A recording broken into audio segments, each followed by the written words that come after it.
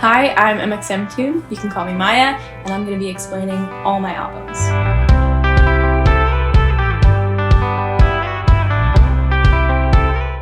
Plum Blossom was the very first project that I released, and it was the first time I'd ever kind of focused on making a project in its entirety. So it was filled with songs that I wrote when I was in high school, and then a couple new ones, but it was the first time I ever challenged myself to actually make something beyond just a single.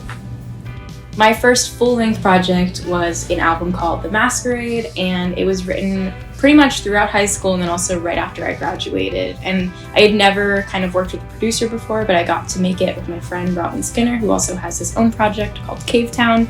And it was a lot of fun for me to challenge myself into making new songs and also working with another person beyond just myself.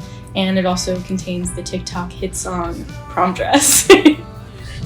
After releasing my first album, I went on to release 2 EPs, sister EPs, called Dawn and Dusk. And Dawn was the very first time that I had done co-writing and co-collaboration production and working with like multiple different people beyond just one other person.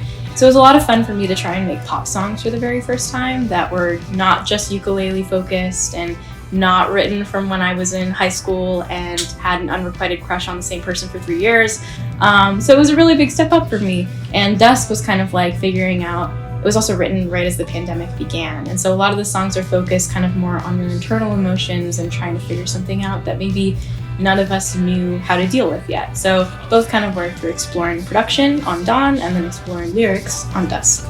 My latest project and second full-length album is called Rising. It came out this year and it's the one that I'm the most proud of, probably because it's the most recent, but it's really largely about telling the story of who I am and kind of where I am currently in my life right now.